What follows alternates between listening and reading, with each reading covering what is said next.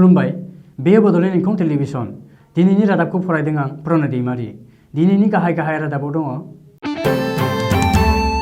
सिमनायाव थानाय ट्राइबेल नङि गामिफोरासो दानख' जागोन बुंदों जयन्त बसुमतारी। 22 जानुवारि खालि बिटिआरआव ओनसोलारि बन्द थागोन। पेट्रल डिजेलनि बेसेन बांदों। नरेन्द्र मोदीआ तेजपुर इउनिभार्सिटिनि कनभकेसनाव बिबुंथि लाखिदों। आसामा जुनारफोरनि एम्बुलेन्स मोनबाय। बिजेपिआ गंबेसे मस्जिद सिफायगोन बेनि फारिलाइया थियारि जाखाबाय। महाराष्ट्रनि पुनेआव थानाय सेराम इन्स्टिट्युट अफ इन्डियायाव गिख्रंथाव अर खामदों। रुंसारि सुशांत सिंह राजपुतनि 35थि जोनोम सानाव बिनि मुङैनो दोंसे लामा। दानिया आबुं रादाब।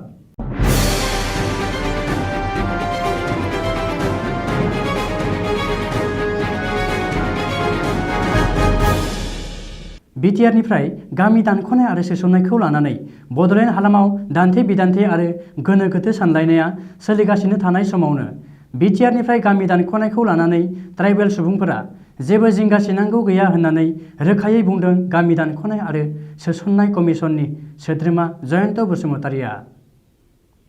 जयन्त बसुमतारीआ बुंनाय बादिब्ला बिटिआरनि सिमनायाव थानाय ट्राइबेल नङि गामिफोरासो दानख' जागोन। बेबो ट्राइबेल बेल्ट एन्ड ब्लक ओनसोलाव थानाय दरसेबो गामिया दानजाया। जेनेरेल गामिनिफ्राय ओंखारनोब्लाबो सुबुं सानखोआ ट्राइबेलफोरनिख्रुइ बांसिन जानांगोन होननानै जयन्त बसुमतारीआ बुंदों। जयन्तआ बुंबावदों दि ट्राइबेल गामि सिंनि ट्राइबेल नङि गामिफोरखौ दानख'नायनि बागै बिटिआर गोरोबथायाव मख'नाय गैया, बेनिखायनो गिनो गोनां गैया। ओरैहाय बिटिआरनिफ्राय गामि दानख'नाय आरो सोसननायखौ लानानै राजखान्थि खालामनाय बादिबो नुदों, नाथाय जेबो गिनांगौ गैया। सिमाजों नांजाबनाय गामियासो बिटिआरनिफ्राय ओंखारनो हागोन होननानै गियालासे थानो थाखाय जयन्त बसुमतारीआ बयखौबो खावलायदों। फैगौ 27 जानुवारि खालि आसामनि दरब्रै जिल्लायाव बन्द फोसावदों। बे दरब्रै जिल्लाया जादों बिटिसिनि सिङाव थानाय क'क्राझार, चिरां, बाक्सा आरो उदालगुरि जिल्ला।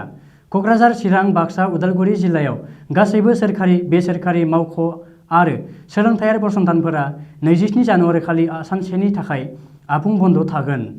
27 जानुवारि खालि थामथि बर' गोरोबथा एबा बिटिआर गोरोबथा सानखौ बिथा खालामनानै बिटिसि खुंथायआ बिटिसिनि सिङाव थानाय दरब्रै जिल्लायाव ओनसोलारि बन्द फोसावदों। मख'नो गोनांदि थांनाय 2020 मायथाइनि 27 जानुवारि खालि मिरु सोरखार, आसाम सोरखार आरो बर' हारिनि सोमावसारग्रा आफादफोरनि गेजेराव बिटिआर गोरोबथाखौ खालामनाय जादोंमोन। फैगौ फेब्रुवारि दाननिफ्राय आसामाव पेट्रल आरो डिजेलनि बेसेना खमायफिनगोन होननानै बावैसो सान सिगां आसाम सोरखारा फोसावदों। नाथाय दिनै फिन खनसेबाव पेट्रल डिजेलनि बेसेना बांदों।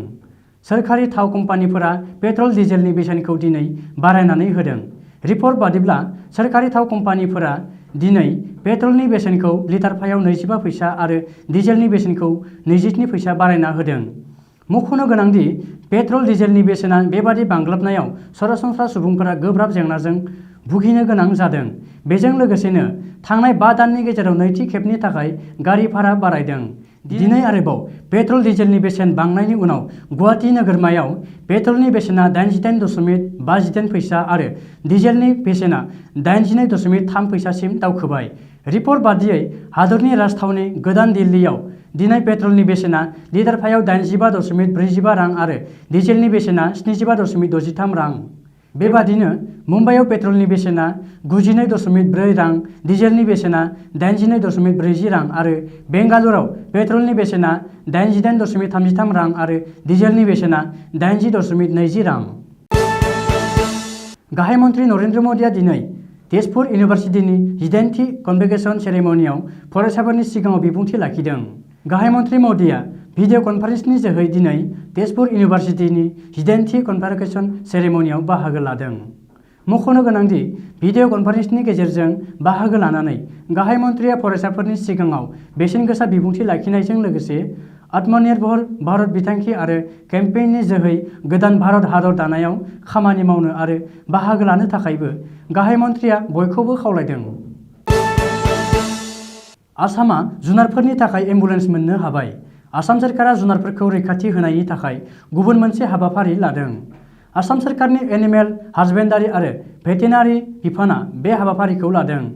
सोरखारनि बे गोदान बिथांखि बादियै एनिमेल हासबेन्डारि आरो भेटेनारि बिफाननि मन्त्रि अतुल बराया बगाघाटआव बानजायनाय नेशनेल एग्रि हर्टिकालचार श' 2021 आव जुनारफोरनि थाखाय एम्बुलेन्स सिबिथायखौ बेखेवनानै होबाय।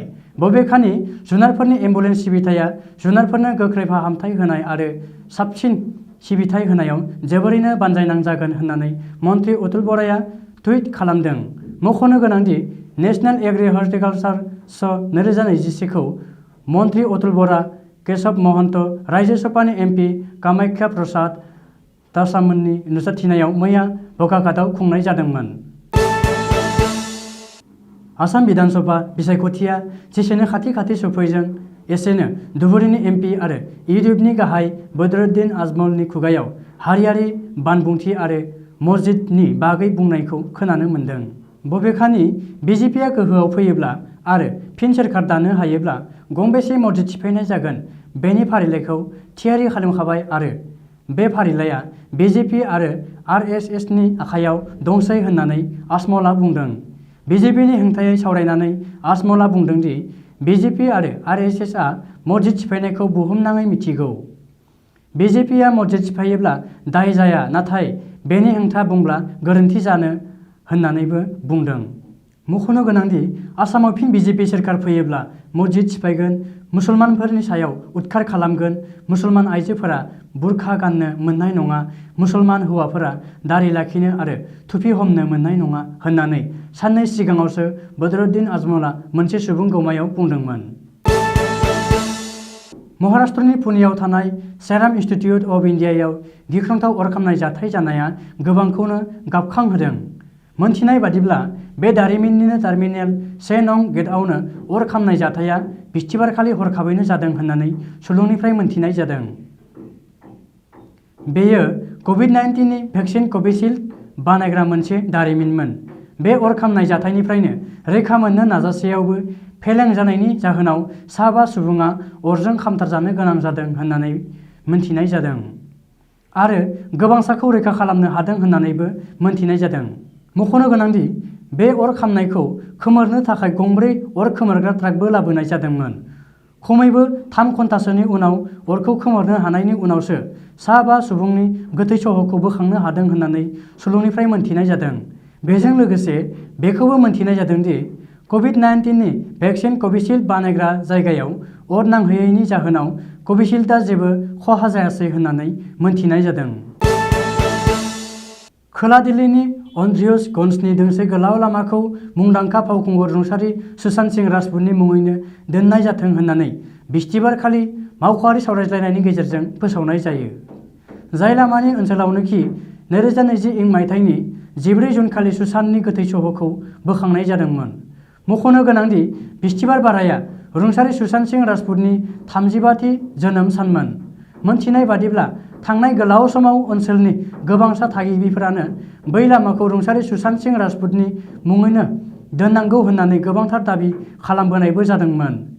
बेजों लोगोसे एसडिएमसिनि कंग्रेस काउन्सिलर अभिषेक दत्तआबो 2020 मायथाइनि सेप्तेम्बर दानाव फावखुंगुरनि मुङाव दोंसे लामानि मुं दोननो गनायथि नागिरनाय जादोंमोन। दिनैनि रादाबा एसेनोसै। गोजोन्थों।